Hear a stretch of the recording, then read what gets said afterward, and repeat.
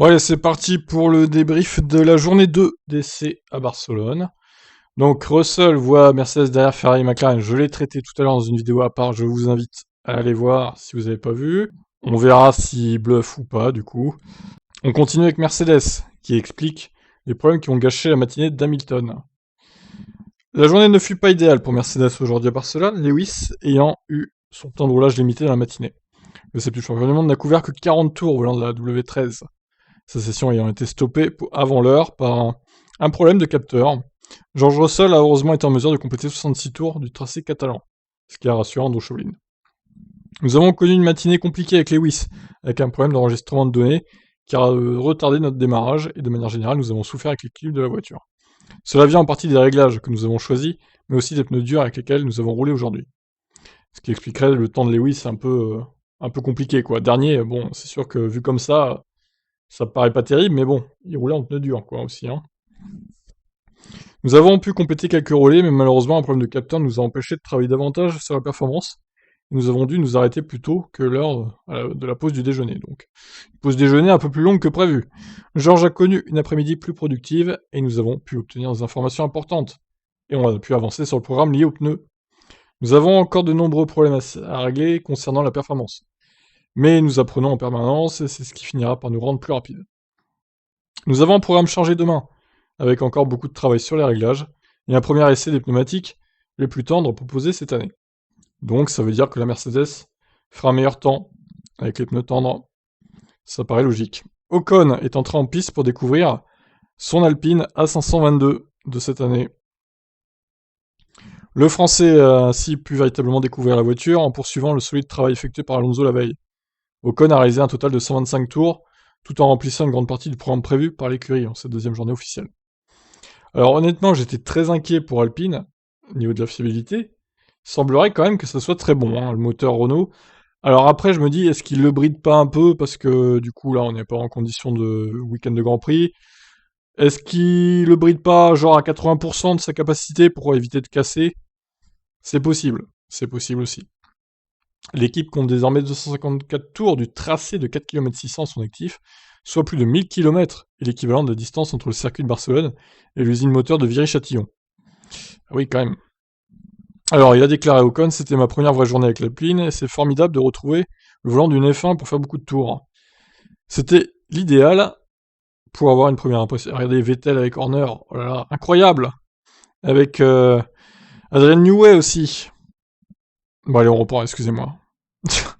Donc c'était l'idéal pour avoir une première impression de la voiture avec des pneus appropriés, dans des conditions précises. Notre objectif principal, hier comme aujourd'hui, était d'accumuler les kilomètres. Donc c'est encourageant de faire plus de 100 tours. Nous avons essayé beaucoup de choses pour avoir des idées sur lesquelles travailler. Nous avons une direction claire sur les domaines particuliers améliorés, ce qui est toujours le but premier lors des essais de pré-saison. C'est un début positif, j'ai hâte d'en découvrir plus demain. Alan Perman, nous avons passé la matinée à travailler sur les réglages et à mieux comprendre la monoplace, en découvrant plus à chaque relais. Nous avons fait une simulation de course qui s'est bien déroulée dans l'après-midi. La voiture était fiable et nous avons connu une petite interruption pour remplacer une pièce de support du fond plat qui s'est cassée. En dehors de ça, le nouveau groupe propulseur et le châssis ont fonctionné sans problème. La session de l'après-midi aura lieu sur une piste mouillée pour Pirelli. Fernando reviendra donc demain pour poursuivre son travail entamé mercredi, puis Esteban reprendra le volant dans des conditions humides.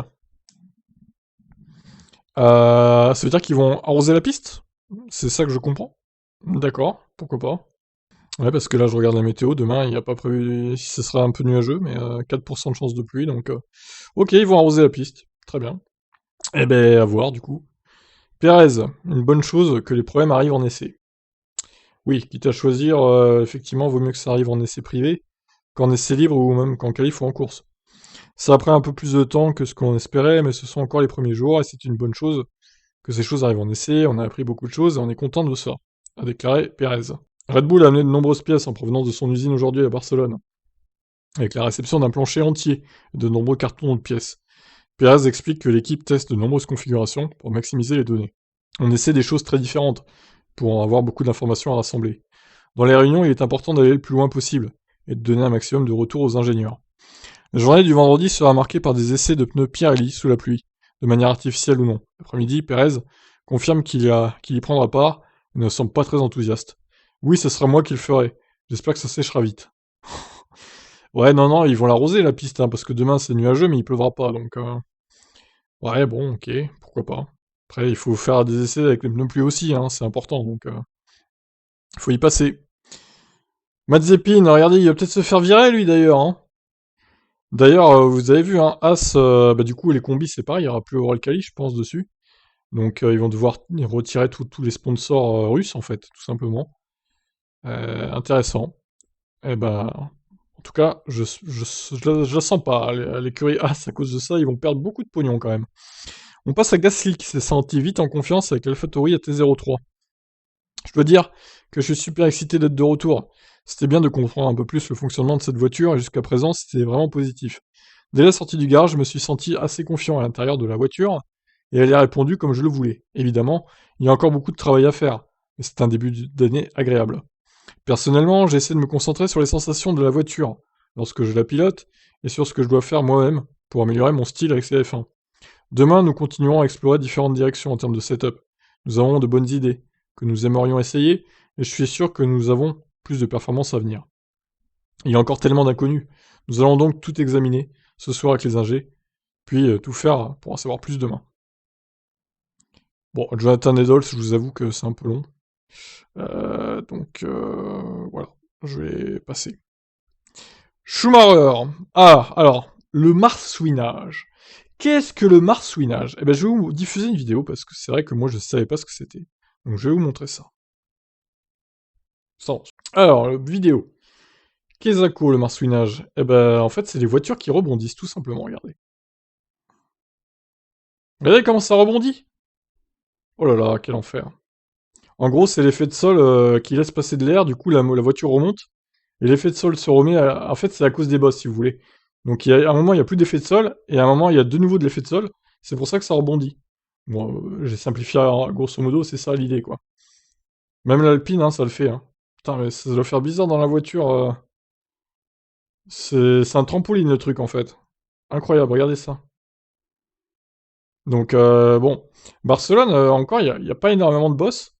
C'est pas le circuit où il y a plus de boss, mais imaginez Austin, imaginez Monaco. Euh... Alors, Monaco, c'est vrai qu'on va pas hyper vite. Mais bon, Austin, par contre, ça va être un peu tendu, hein.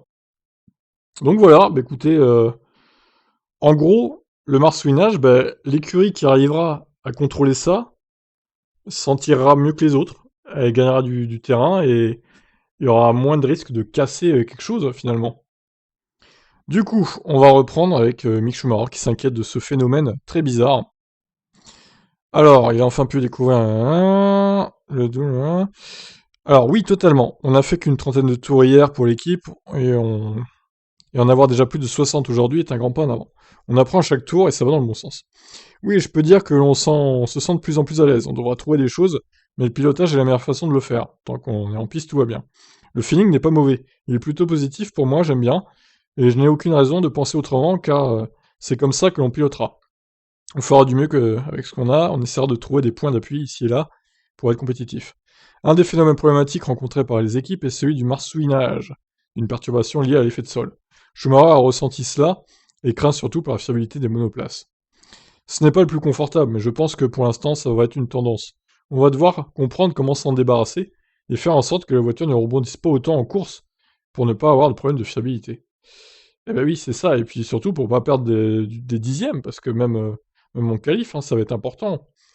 Moins la voiture va rebondir, moins tu vas perdre de temps, et du coup, bah, plus tu seras haut sur la grille. Il a enfin pu tester de manière plus importante les nouveautés de cette VF22, répondant aux tous nos règlements, mais ne la compare pas avec sa prédécesseur. On doit s'y adapter, s'habituer au feeling de la voiture. Mais globalement, je ne veux pas trop penser à l'ancienne voiture, car nous n'y reviendrons pas. Oui, non, ça sert à rien, hein. Il n'a également pas encore eu l'occasion de ressentir les progrès en matière de roulage dans un peloton qu'il a juste testé. Malheureusement, c'était hier. Hier, je voulais surtout penser à piloter plutôt qu'analyser ce qui se passait. Donc je suis resté à ma place et j'ai voulu faire mes tours pour qu'on ait des données. C'est compréhensible. Vettel, il y a encore tant à apprendre de ces nouvelles F1. Alors, du coup, le quadruple champion du monde a cependant admis que l'équipe avait encore beaucoup de chemin à accomplir avant de comprendre pleinement sa nouvelle F1. Il a fait 66 tours. Pour être très franc, il reste encore à apprendre, beaucoup à apprendre. C'est un tout autre animal qui doit être apprivoisé d'une autre façon. Il s'agit de pilotage, mais aussi de la manière de gérer les options, les opérations et les réglages. Nous avons essayé plusieurs configurations. Le défi est immense. Comme pour les autres équipes, il y a des problèmes à régler. Il nous faut donc trouver les solutions. Je dois même encore beaucoup apprendre de cette voiture, qui requiert un pilotage différent, et je dois jongler avec différents styles de conduite. En quelque sorte, nous jouons avec la voiture, essayons de résoudre des problèmes, trouvons des solutions. Il y a beaucoup à faire. Tout le monde est à fond. Nous avons une montagne très très raide à gravir. Pour le moment, nous n'en voyons pas le sommet, mais j'aime le challenge. Je crois au fait qu'un jour nous l'attendrons, si possible, avant que la saison commence. Eh ben oui.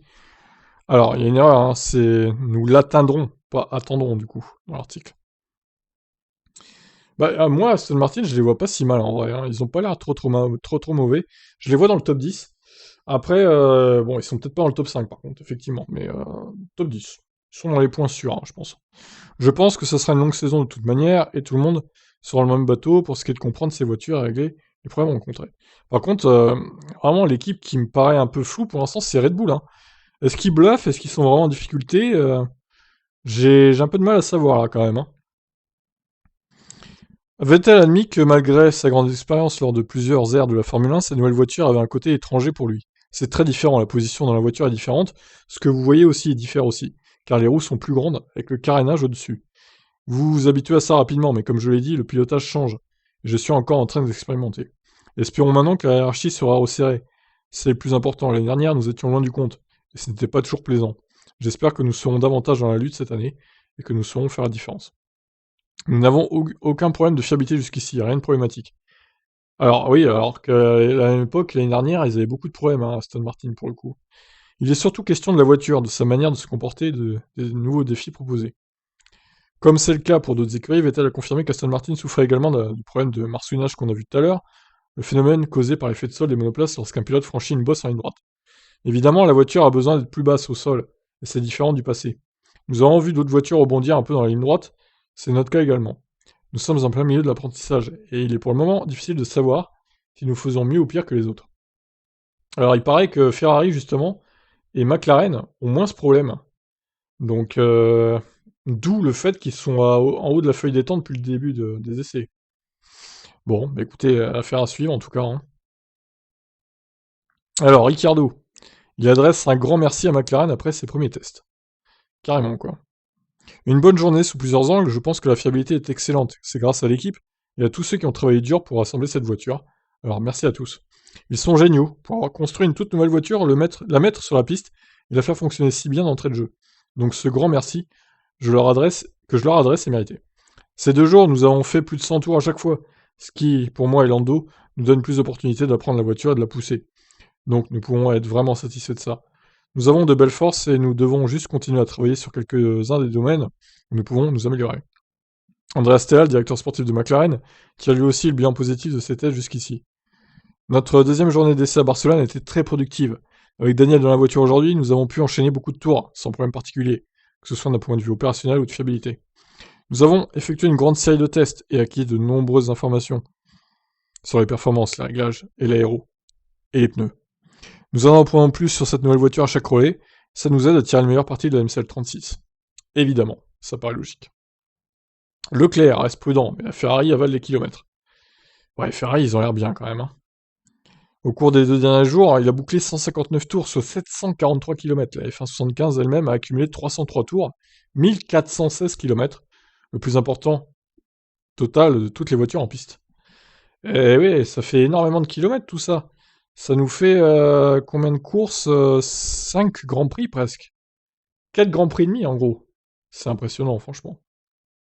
On va se remettre une petite série de photos avant de terminer ce débrief de la deuxième journée. Donc un assez bon après-midi, ici à Barcelone, lance le monégasque.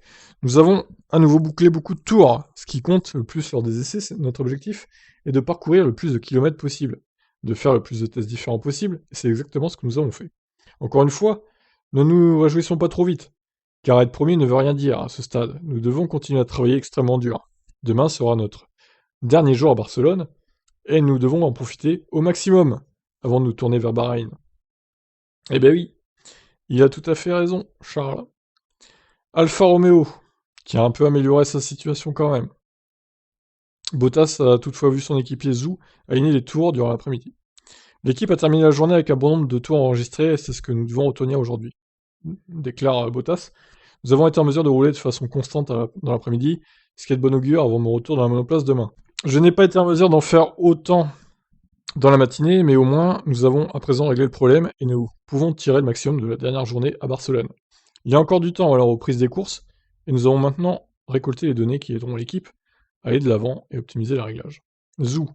C'était sympa de découvrir cette nouvelle génération de voitures, c'est différent de ce que j'ai pu piloter par le passé. Tu m'étonnes.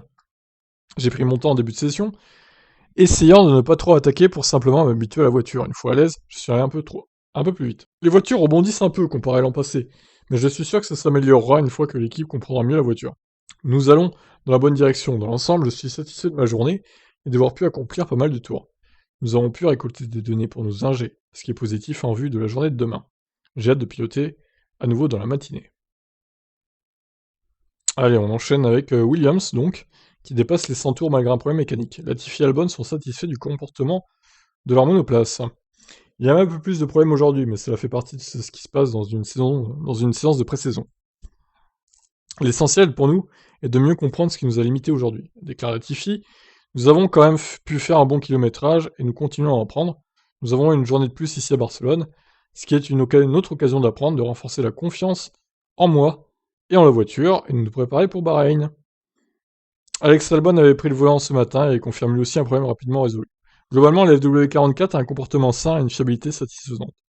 Ouais, mais elle a pas l'air très rapide quand même en vrai.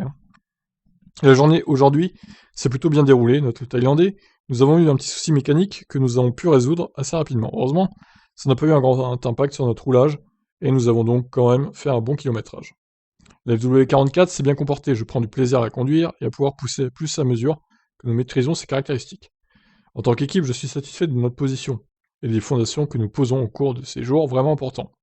C'est un bon début d'année et j'attends avec impatience ma dernière demi-journée d'essai restante à Barcelone.